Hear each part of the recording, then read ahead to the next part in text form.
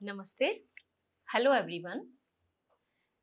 कल के लेक्चर में मैंने आप सभी को साहित्य दर्पण के अनुसार अलंकार के बारे में कुछ बताया और जो हमारे अध्येय अलंकार थे उनके नामों पर मैंने प्रकाश डाला। आज हम सबसे पहले अनुप्रास अलंकार का प्रारंभ करेंगे। तो अनुप्रास अलंकार की परिभाषा साहित्य दर्पण के अनुसार देखिए। अनुप्रासः शब्द साम्यम वैषम्येऽपि स्वरस्य यत्। अनुप्रासः शब्द साम्यम वैषम्येऽपि स्वरस्य यत्, अर्थात स्वर की विषमता रहने पर भी शब्द अर्थात पदांश के साम्य को अनुप्रास कहते हैं। तो ये हुई साहित्य दर्पण के अनुसार अनुप्रास अलंकार की परिभाषा। तो अनुप्रास अलंकार को आप सभी ने बचपन से पढ़ा होगा और सुना भी होगा। तो बहुत जो प्रचलित एक समझाने के लिए आप सबको बताया जाता है।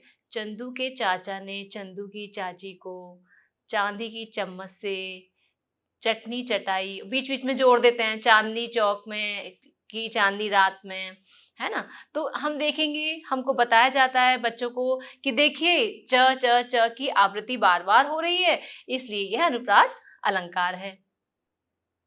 ठीक है, तो ये जो बताया जाता है ताकि बच्चों का इंटरेस्ट इसमें आ जाए। अब जब थोड़ा सा वो हिंदी में समझें तो हिंदी में समझाने के बाद फिर उनको लाते हैं संस्कृत की परिभाषाओं के ऊपर। तो वहां बहुत आसानी से हम बताते हैं कि देखिए च च च अर्थात च के आगे चंदू के चाचा, वो स्वर की विषमता कुछ भी रहे किंतु शब्द अर्थात पद या पदांश के साम्य को, जैसे इसमें च जो व्यंजन है वह बार बार आ रहा है। ठीक है, तो ये हमने हिंदी के हिसाब से आपको बताया। संस्कृत में क्या कि स्वर की विषमता रहने पर भी स्वर कैसे भी हो सकता है ना, किंतु पद शब्द अर्थात पद या पदांश के साम्य को अनुप्रास कहते हैं। तो ये जो अनुप्रास अलंकार है इसके 5 भेद होते हैं: छेकानुप्रास, वृत्त्यानुप्रास, श्रुत्यानुप्रास, अंत्यानुप्रास और लाटानुप्रास। मैंने कल के लेक्चर में भी बताया था कि हम जरूरी नहीं सबका अभ्यास के लिए या सबको बहुत विस्तार से समझाएं, लेकिन हम कोशिश करेंगे कि हम पूर्ण रूप से आपको ये समझा पाएं। यदि अलंकार के भेद ज्यादा हैं तो हम कोशिश करेंगे पूरे मतलब जितने भी समझा सकते हैं आपको समझ में आए। तो अनुप्रास अलंकार के 5 भेद हैं। तो छेकानुप्रास, सबसे पहले हम आपको छेकानुप्रास के बारे में बताएंगे। देखिए छेकानुप्रासः छेको व्यंजन संघस्य सकृत साम्यम अनेकधा। छेको व्यंजन संघस्य सकृत साम्यम अनेकधा, अर्थात व्यंजनों के समुदाय की एक ही बार अनेक प्रकार की समानता होने को हम छेकानुप्रास कहते हैं। यहाँ अनेक प्रकार की समानता से अभिप्राय है कि स्वरूप में भी समानता होनी चाहिए और क्रम में भी समानता होनी चाहिए। तो स्वरूप और क्रम दोनों की समानता होने पर छेकानुप्रास रहेगा। देखिए अनुप्रास के जो भेद हैं ये कोई ऐसे विशेष बहुत वो नहीं है कि क्योंकि अनुप्रास के ही हैं तो कहीं ना कहीं व्यंजनों की तो समानता रहनी है, ये आपको ध्यान रखना है। तो व्यंजनों के समुदाय की एक ही बार अनेक प्रकार की समानता होने को हम छेकानुप्रास कहते हैं। यहाँ मैं 2 बार इसलिए बोल रही हूँ ताकि आप लोग प्रॉपरली सुन पाएं और प्रॉपर उसको ध्यान दे पाएं। अनेक प्रकार की समानता से अभिप्राय यह है कि स्वरूप में भी समानता होनी चाहिए और क्रम में भी समानता होनी चाहिए।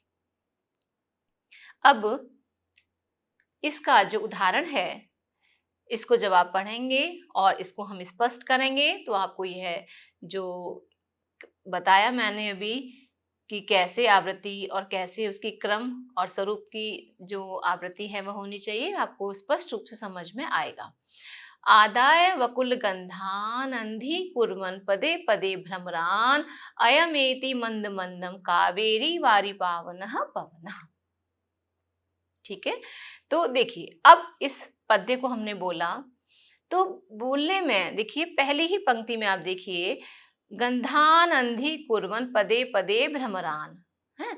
तो देखिए गंधान अंधी, तो आधा जो हलंत का न है और ध, ठीक है, और दो बार आया ये, फिर आधा न और ध। अब वहां पर देखिए ये स्वरों की विषमता, स्वर पहले ही बताया गया कि स्वरों की विषमता रहनी। अब यहाँ धा और उधर ई है, तो वो विषमता है, बट क्या है समानता, देखिए आधा न यानी हलंत न और ध, इन दोनों की क्या हो रही है, उसी क्रम में। पहले ऐसा नहीं हुआ कि धा आ गया फिर न आया, न, तो क्या किया, न और ध की उसी क्रम में एक बार ही आवृत्ति हुई, यानी एक बार तो आया ही न ध और एक बार दोबारा से आ गया। अब देखिए जो दूसरी पंक्ति है उसमें देखिए अयमेति मंद मंदम कावेरी वारी पावनः पवनः। देखिए अब कावेरी वारी, देखिए यहाँ पे व और र, व और र की हो रही है, ठीक है, कावेरी वारी, तो व और र की हो रही है, असंयुक्त है, यानी व और र अलग अलग है, व इसकी हो रही है। और पावनः पवनः, पावनः देखिए प व न, फिर प व न, तो प व न की एक ही बार आवृत्ति हुई है। तो हमने इस उदाहरण में क्या देखा कि पुनः एक बार आप लक्षण को देखिए यानी परिभाषा को देखिए, फिर पुनः मैच करिए। देखिए क्या था, व्यंजन संघस्य, व्यंजन संघस्य यानी व्यंजन के समूह की, ठीक है, व्यंजन के समुदाय की, समूह की एक ही बार अनेक प्रकार की समानता को क्षेकानुप्रास कहते हैं। अब स्वरूप में समानता होनी चाहिए और क्रम में भी, तो स्वरूप में कैसे समानता हुई, पुनः इसको देखेंगे। स्वरूप में कैसे समानता हुई कि न और ध, फिर न और ध, ठीक, फिर व र, फिर व र, अगले उसमें प व न, प व न, ठीक है। तो ये हमारा क्षेकानुप्रास का उदाहरण है। अब उदाहरण अभ्यास हेतु, देखिए अभ्यास के लिए एक और उदाहरण मैंने दिया है, तो इसे आप देखिए। ये किरातार्जुनीय महाकाव्य का पहले सर्ग का पहला ही पद्य है। श्रियः कुरूणाम अधिपस्य पालनीम प्रजासु वृत्तिम यमयुक्त वेदितुम सवर्णिलिंगी विदितः समाययौ युधिष्ठिरं द्वैतवने वनेचरः। अब यहाँ पर देखिए वने वनेचरः में जो वने है, व ने व न, तो ये स्वर व्यंजन समूह की एक बार आवृत्ति, यानी द्वैत वने के साथ वने और वनेचर के साथ वने, तो क्या हुआ यहाँ पर एक बार आवृत्ति होने से किस समुदाय की, व न। अब वने एक ही भी हो रही है इसमें, तो स्वर व्यंजन समूह की एक बार आवृत्ति होने से यह क्षेकानुप्रास का उदाहरण है, ठीक है। अब वृत्त्यानुप्रास यानी अनुप्रास अलंकार का दूसरा भेद है वृत्त्यानुप्रास। इसकी परिभाषा देते हुए साहित्य दर्पणकार कह रहे हैं अनेकस्येकधा साम्यम असकृद वाप्य अनेकधा एकस्य सकदपेश वृत्त्यनुप्रास उच्यते। क्या कह रहे हैं, देखिए अनेकस्येकधा, यहाँ पे जहां पर काव्य में अनेक वर्णों का एक प्रकार से अर्थात केवल स्वरूपतः साम्य हो, क्या हो कि अनेक वर्णों का एक प्रकार से केवल स्वरूपतः, यानी क्रम की बात नहीं कही यहाँ पर, केवल स्वरूपतः हो, अथवा अनेक वर्णों का साम्य हो, असकृत वाप्य अनेकधा अथवा अनेक वर्णों का अनेक प्रकार से स्वरूपतः हो, या क्रमतः दोनों तरह से साम्य हो। तो पहले तो एक प्रकार से अनेक वर्णों का एक प्रकार से स्वरूपतः साम्य हो, अथवा अनेक वर्णों का अनेक प्रकार से स्वरूपतः अथवा क्रमतः दोनों तरह से साम्य हो, अथवा एक ही वर्ण का एकस्य सकृत अपि वृत्त्यनुप्रास उच्यते, अथवा एक ही वर्ण का एक ही बार या अनेक बार साम्य हो, वहां पर वृत्ति अनुप्रास अलंकार होता है। क्लियर है? अभी अब आप इसका उदाहरण और इसको करेंगे तो आपको अच्छी तरह से समझ में आएगा। देखिए, रस विषयक अनुकूल व्यापार से युक्त रचना को वृत्ति कहते हैं और उससे अनुगत प्रकृष्ट विन्यास को वृत्ति अनुप्रास कहते हैं। तो जो वृत्ति है उससे अनुगत, उससे ही अनुगत होकर जो रचना रची जाती है, विन्यास पदों का विन्यास किया जाता है, उसे ही वृत्ति अनुप्रास कहते हैं। अब इसका उदाहरण हम देखेंगे और फिर देखिए उदाहरण से समझने की कोशिश कीजिए। उन्मीलन मधुगंध लुब्ध मधुव्याधूत चूतांकुर क्रीडत कोकिल काकली कल कलहि उद्गीर्ण कर्ण ज्वराः नीयन्ते पथिकै कथम कथमपि ध्यानावधान क्षण प्राप्त प्राण समास समागम रसोल्लासे रमी वासरा। ठीक है, तो अब इसमें ऐसे हम इसको पद्य का जब गायन कर रहे हैं, बोल रहे हैं, तो ये हमें कितना आनंद दे रहा है। उन्मीलन मधुगंध लुब्ध मधुव्याधूत है। तो देखिए अब इस श्लोक के चतुर्थ चरण में सबसे पहले उन्होंने चतुर्थ चरण को लिया है, जो कि साहित्य दर्पण के अनुसार है, तो व्याख्या भी वैसी ही है। रसोल्लासै रमी, देखिए रसोल्लासै रमी। अब देखिए रस, रस का स्वरूपतः साम्य है। स्वरूप समझ रहे हैं? स्वरूप का मतलब है कि आना चाहिए उसको, कोई ये जरूरी नहीं कि र और स ही आए, है ना। तो क्रम क्या हुआ? क्रम हुआ कि र स ही आए, है ना। यदि र स की बात चल रही है या और किसी से बारी बारी तो व र वैसे ही आए। किंतु यहाँ क्या है, इन्होंने परिभाषा में देखा। देखिए पहले मैं इसको पढ़ती हूँ, पुनः फिर इसको दो बार समझाऊंगी आपको। तो रसोल्लासे रमी में र और स का स्वरूपतः साम्य है, क्रमशः नहीं। क्रमशः अर्थात र स का क्रम नहीं है कि पहले र बाद में स आए, ऐसा नहीं है। तो देखिए रस, र स और बाद में स र, ठीक है। उल्लासई रमी। अब हमने एक बात देख ली, अब दूसरी बात देखिए कि दूसरे चरण में, देखिए दूसरे चरण में ये क्रीडत कोकिल काकली कलकलई उद्गीर्ण कर्ण ज्वरा। देखिए क और ल का उसी क्रम में बार बार, है ना। क और ल, यानी देखिए क और ल, क और ल, क ल, 4 बार आया है ये। तो दूसरे चरण में क और ल का उसी क्रम में बार बार साम्य है, क और ल बार बार आया है। ठीक है, तो जो हम कर रहे हैं वृत्ति अनुप्रास, इसमें 2 बात आ गई। अब तीसरी बात देखिए कि प्रथम चरण में केवल म का एक बार साम्य है। देखिए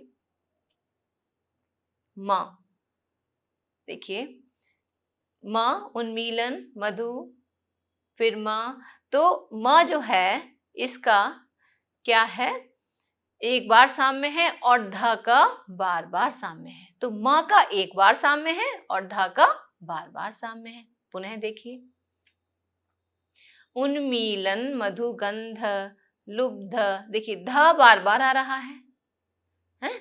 और जो म है वो म एक बार, देखिए म फिर म, लेकिन ध कैसा आ रहा है, ध का बार बार साम्य है।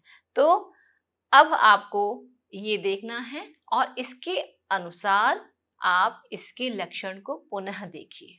पुनः देखिए, जहां पर काव्य में अनेक वर्णों का एक प्रकार से केवल स्वरूपतः साम्य हो, तो जो अनेक वर्णों का अनेक एक से ज्यादा तो अनेक वर्णों का स्वरूपतः साम्य हो, तो देखिए इसमें जो चौथा चरण था रसोल्लासई रमी, इसमें देखिए हमने बताया कि रसोल्लासई रमी में र और स का स्वरूपतः साम्य है, क्रमशः नहीं है। ठीक है, पुनः देखेंगे अनेक वर्णों का अनेक प्रकार से स्वरूपतः तथा क्रमतः दोनों प्रकार से साम्य हो। अब देखिए दूसरे चरण में, इसी पद्य के दूसरे चरण में क और ला का उसी क्रम में बार बार साम्य है। देख लीजिए, स्पष्ट है, क्रीडत कोकिल काकली कलकलई, तो क और ला का उसी क्रम में अनेक बार साम्य है। एक ही वर्ण का एक ही बार या अनेक बार साम्य हो, एक ही वर्ण का, ठीक है। अब देखिए एक ही वर्ण का एक ही बार या अनेक बार साम्य हो, अब देखिए इसमें क्या है कि प्रथम चरण में केवल म का एक बार साम्य है और ध का बार बार साम्य है, अतः यह वृत्ति अनुप्रास अलंकार है। ठीक है, तो वृत्ति अनुप्रास में किसी भी तरह से ये हो सकता है, जो इसका लक्षण है, जो परिभाषा है, वो एक तरह से भी हो सकती है, और इन्होंने बताया कि ये जो तीन बात इनमें स्पष्ट करी, ये तीनों तरह से भी हो सकता है। तो मैंने आपको जो पहले 6 का अनुप्रास समझाया है, उसका एक एग्जाम्पल करके अभ्यास के लिए उदाहरण भी दिया है। तो अभ्यास के लिए जो उदाहरण दिया है वह सभी में नहीं दिया है। तो एक जो आप देखिए पुनः शेकानुप्रास का हमने आदाय बकुल गंधान अंधि कुर्वन पदे पदे भ्रमरान अयमेति मंद मंदम कावेरी वारी पावन पवन, जो पद्य है इसका हमने स्पष्टीकरण भी दे दिया और एक उदाहरण के लिए भी आपको समझाने हेतु दे दिया है। किंतु वृत्त्यानुप्रास और अन्य जो इसके 4 भेद हैं, उनमें हमने केवल इसकी परिभाषा वो समझाया है और उसी उदाहरण को स्पष्ट किया है जो पुस्तक में दिए हुए हैं। अब देखिए ये वृत्ति अनुप्रास हमारा पूरा हो गया। अब हम देखेंगे श्रुति अनुप्रास। तो श्रुति अनुप्रास में देखिए उच्चारित्वादत अनेकत्र स्थाने तालोरदादिके सादृश्यम व्यंजनस्यैव श्रुति अनुप्रास उच्यते। क्या कहा इन्होंने कि उच्चारित्वाद, देखिए किसके उच्चारण करने से, तालु आदि, तालु आदि अर्थात तालु, कंठ, मूर्धा, दंत आदि।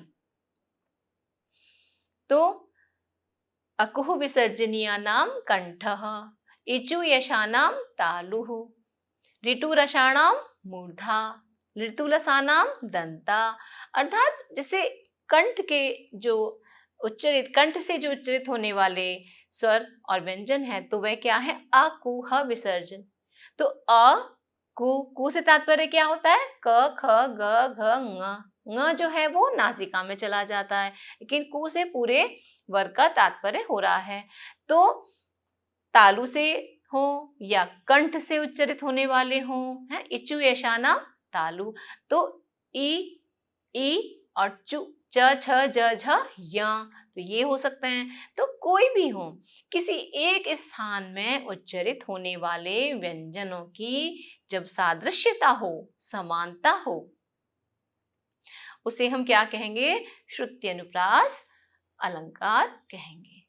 ठीक है, तो उच्चारित्वाद यद अनेकत्र, तो उच्चारित्वाद जहां उच्चारित यानी उच्चरित होने वाले व्यंजनों की समानता होवे, तो बोलने में, है ना, तो किसी भी एक स्थान के लिए जा सकते हैं। ऐसा नहीं हो कि एक पंक्ति में क हो जाए और क के बाद च का ले लें, नहीं।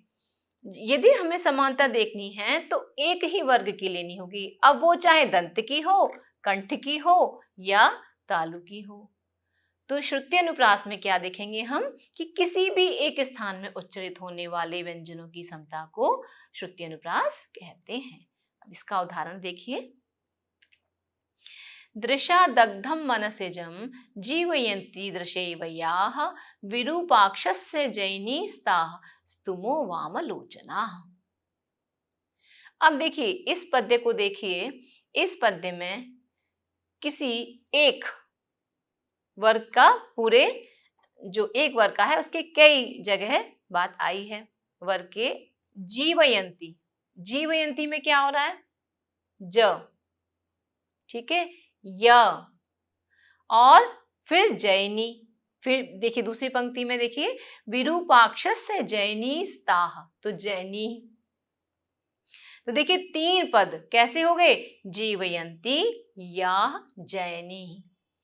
तो जीवयंती में भी देखिए ज, य, है ना, फिर दूसरे में या, तो या, फिर तीसरा पद जो है उसमें क्या है? जयनी। तो इन तीनों पदों में आप देखिए कि जो तालव्य व्यंजन है ज और य का साम्य है, ज और या का साम्य है, कई बार आए हैं।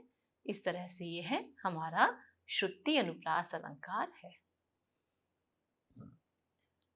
मैंने आपको पहले ही बताया कि ये जो है मैंने आपको एक एक एग्जाम्पल और उसका जो लक्षण और एक एग्जाम्पल उसी को स्पष्ट किया है ना। ये आपके अभ्यास के लिए नहीं दिए, ये आप कोई सी भी काव्य उठा लीजिए, चाहे विजयन शाकुंतलम ले लीजिए, कोई भी काव्य लीजिए, नाटक ले लीजिए कोई सा, या कोई महाकाव्य ले लीजिए। जब आप इसका अध्ययन करेंगे तो आपको यदि पता होगा, लक्षण पता होगा, आपको इसकी परिभाषा सही से याद होगी, तब आप ये देख सकते हैं कि यहाँ पे कौन सा अनुप्रास का भेद है।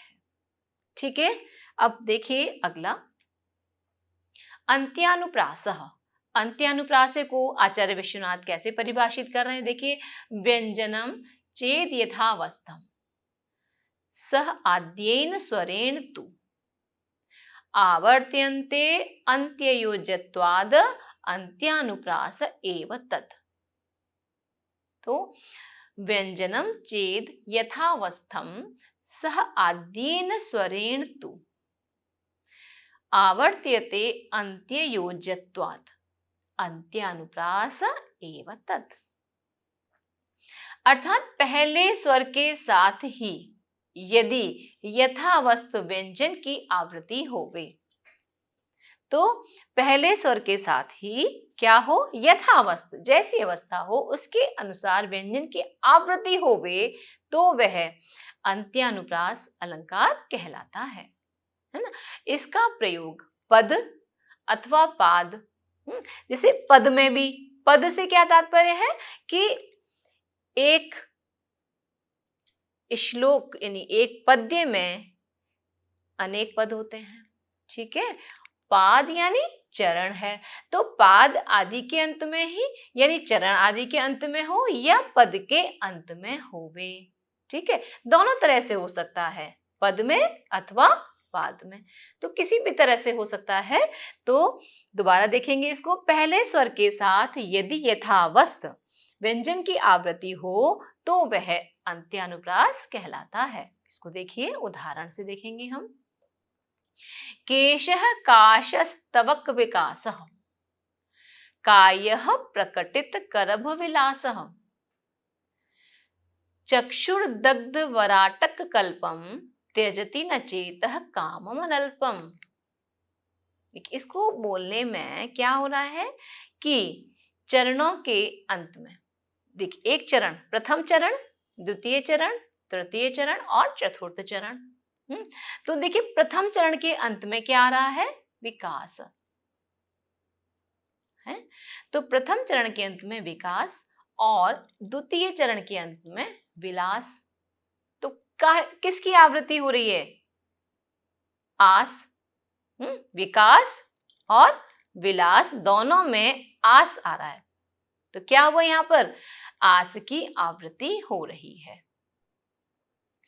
एवं अब तृतीय चरण और चतुर्थ चरण को हम देखेंगे। चक्षुर्दग्ध वराटक कल्पम त्यजति न चेतः कामम अनल्पम। देखिए बोलने में सुनने में ही पता चल रहा है बहुत आसानी से कि अल्पम, कल्पम, कल्पम क में क्या जुड़ा है, अल्पम, और अनल्पम है ना, कामम अनल्पम, तो इसमें भी बाद में क्या आ रहा है, अल्पम। तो कल्पम और अनल्पम में क्या हो रहा है, अल्प। ठीक है, तो तृतीय और चतुर्थ चरणों के अंत में अल्पम की आवृत्ति होने से यह पादांत्यानुप्रास का उदाहरण है।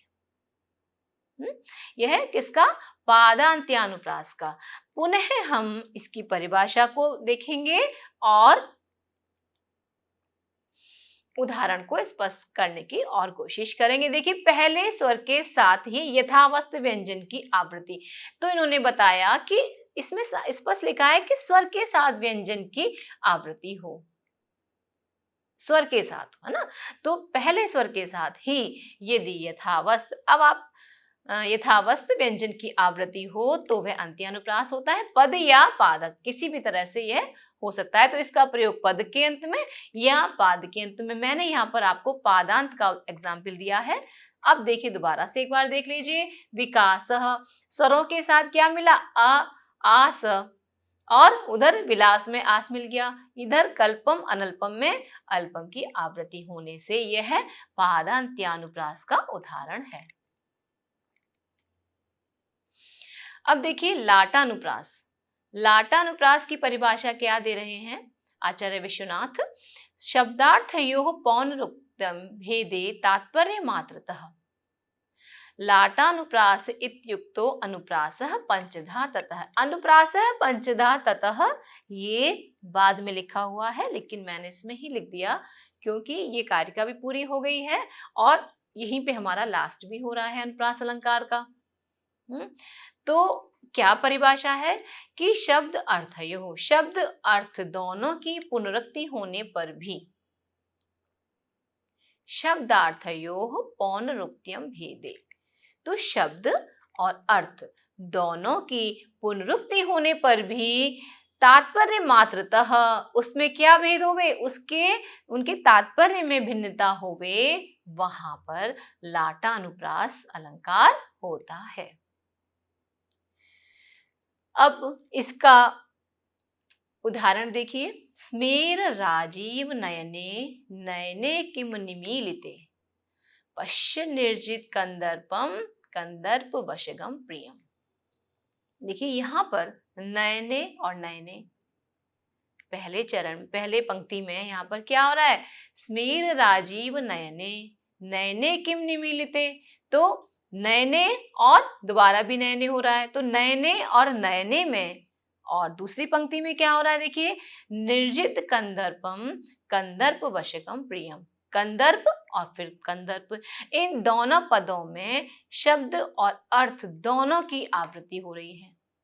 अर्थों में भेद नहीं है इसमें, नयन और दूसरे नयन में भी अर्थ भेद नहीं है, किंतु तात्पर्य विषयी भूत संबंध से जो इनका तात्पर्य निकल रहा है ना, तो जैसे नयन का अर्थ नयन है ना, दूसरे में भी नयन, किंतु जो इनका तात्पर्य भेद है वह भिन्न है, अतएव यहाँ पर क्या होगा, लाटानुप्रास होगा।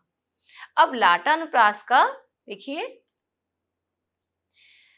लाटानुप्रास के अन्य उदाहरण भी उसमें दिए हुए हैं, किंतु हमने एक ही उदाहरण पहले ही बताया कि विस्तार भय से आपको अनुप्रास अलंकार समझना है, तो हमने एक एक उदाहरण, बस एक पहले वाले में क्षेकानुप्रास में एक अन्य उदाहरण आपको प्रस्तुत किया अभ्यास के लिए, बाकी सभी चारों में हमने उसी जो एक एक उदाहरण को लिया है ताकि आप सभी को समझने में आसानी हो और आगे भी जो आप करेंगे इनको, उनको करने में आसानी होवे आपको। ठीक है, अब देखिए पुनः एक बार लाटानुप्रास को देखेंगे, तो लाटानुप्रास के भी कई एग्जाम्पल थे, लेकिन हमने एक ही दिया है इसमें आपकी आसानी के लिए।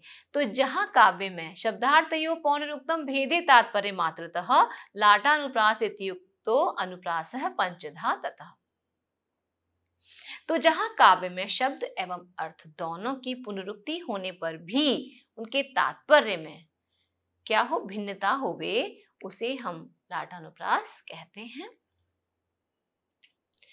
तो स्मेर राजीव नयने नयने किम निमीलिते पश्य निर्जित कंदर्पम कंदर्प वशगम प्रियम।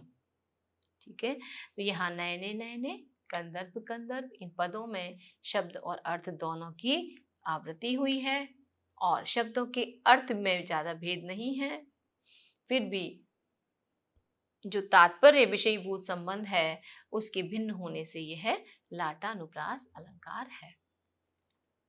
तो इस प्रकार अनुप्रास अलंकार 5 प्रकार का होता है। तो ये जो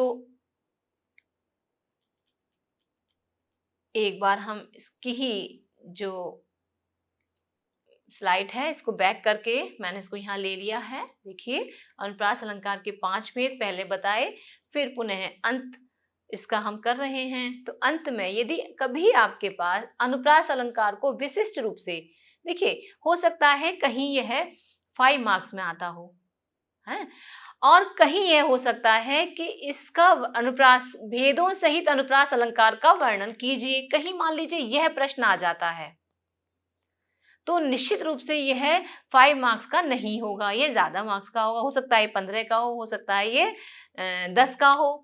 तो मान लीजिए 10 का है, तो फिर आपको क्या करना होगा कि जैसे आपने पूरा बताया, एक एक उदाहरण और उसका भेद, लक्ष्य, परिभाषा और एक एक उसका उदाहरण स्पष्ट करते हुए आप बताते चले गए और लास्ट में आपने लिखा, और फिर लास्ट में आपको ये एक पंक्ति लिखनी होगी कि इस प्रकार अनुप्रास अलंकार के शेकानुप्रास, वृत्त्यानुप्रास, श्रुत्यानुप्रास, अंत्यानुप्रास और लाटानुप्रास, इस प्रकार से ये 5 भेद होते हैं।